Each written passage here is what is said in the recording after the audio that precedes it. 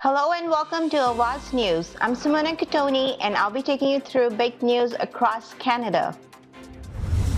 They aren't medical experts. Premier Ford warns boards not to maintain mask mandate in schools. Economy adds 337,000 jobs in February. Unemployment rate falls to pre-pandemic level. Chartist refuses to clarify position on carbon tax, advocates for transition away from fossil fuels. Canada Mortgage and Housing Corporation seeking PR firm for crisis. Toronto man wins Lotto Max $30 million jackpot. Amid energy crisis, Ottawa urges Michigan to end crusade against Line 5 pipeline. MPP Rowan Baber hosts event to formally announce run for federal Conservative Party leadership. Nova Scotia allows unvaccinated government workers to get back to their jobs. Mask optional at Maple Leaf and Raptor games as of March 21st, though measures strongly recommended. Canada adds 5 medals at Beijing Paralympics, guaranteed another in hockey. Those were the headlines. Now let's jump right into the details. Premier Doug Ford is discouraging school boards from seeking extensions to the lifting of the mask mandate later this month, telling reporters that trustees aren't medical experts and should simply follow the advice of Ontario's top health officials. Trustees with both the Toronto District School Board and Toronto Catholic District School Board have formally asked that scheduled lifting of the mandate in the schools on March 21st be put on hold for an indeterminate period of time amid concerns about the potential spread of COVID-19 as students return from March break. Canada's labour market showed signs last month of finally shaking off the shock COVID-19 delivered 2 years ago, with the share of workers with a job and the unemployment rate besting levels seen just prior to the pandemic.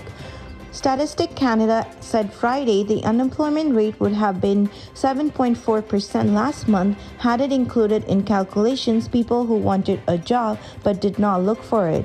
A gain of 337,000 jobs in February more than offset the loss of 200,000 jobs in January and dropped the unemployment rate to 5.5%, falling below the 5.7% level where it was at in February 2020. At the kickoff to his official campaign for the leadership of the Conservative Party at a brewery in the heart of old country, former Liberal Premier of Quebec, Jean Charest, said Canadians need to be smart as they transition from carbon-based energy. Charest also refused to say if it would repeal the carbon tax, explaining that there will be an opportunity to talk about that during the campaign. Charest also said that he's committed to creating an energy policy that will be good, and went on to favorably European policy examples that take carbon out of the economy through a transition to nuclear power and natural gas. The Liberal government's Canada Mortgage and Housing Corporation has posted a request for proposal in order to select a PR agency of record to provide strategic communication services. The successful applicant should be able to provide crisis communication, reputation management, media training, speech writing, and working with senior government officials. In March 2021, CMHC handed over the credit scores, personal incoming data, addresses, and household debt of 9 million Canadians to researchers, think tanks, and policy wonks. A month later, the RBC rejected the application for mortgages on a new Calgary office because of the politics. A Toronto man is $30 million richer after he hit the Lotto Max top prize earlier this month. The OLG identified Patrick Hill as the big winner after his quick pick lines won him the jackpot following the draw on February 4th. The 56-year-old building supervisor, who said he plans to retire immediately, checked his numbers early that morning in what he described as a daze as he realized his life was about to change in a big way.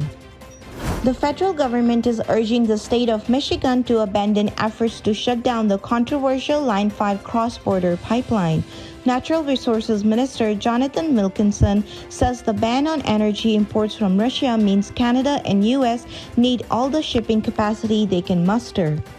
The state has been battling in court with Enbridge Inc. and the pipeline Calgary-based owner and operator ever since. The Conservative Party of Canada's leadership race is beginning to take shape as candidates begin announcing their campaigns to run for the party's top spot as the replacement to former leader Erin O'Toole. The third person to formally announce his bid for the federal Conservative leadership is Ontario Member of Provincial Parliament Roman Baber. His announcement follows federal MPs Pierre Poilievre and Leslyn Lewis.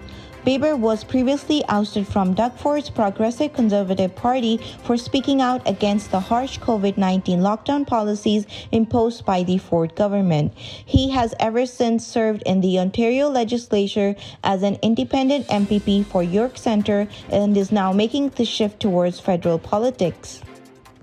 Nova Scotia's Progressive Conservatives have confirmed that 84 civil servants who did not meet the province's COVID-19 vaccine requirements will be eligible to return to work on March 21st when restrictions are dropped. Last fall, Premier Tim Houston's government demanded that all the provincial employees be required to be vaccinated by November 2021 or be placed on administrative leave. Toronto Maple Leafs and Raptors fans will no longer have to wear masks when the Ontario government dropped masking requirements for most settings later this month. In a statement released today, Maple Leaf Sports and Entertainment said their venues will follow the directions from public health officials and make mask wearing for patrons voluntary.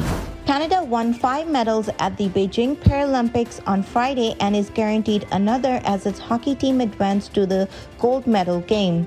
Canadians have now won 7 golds, 4 silvers, and 10 bronze, good for third in the overall medal count. China is first and Ukraine is second. Thank you for tuning in. I'm Simona Cotoni. I'll see you tomorrow, same time, same channel. Adios.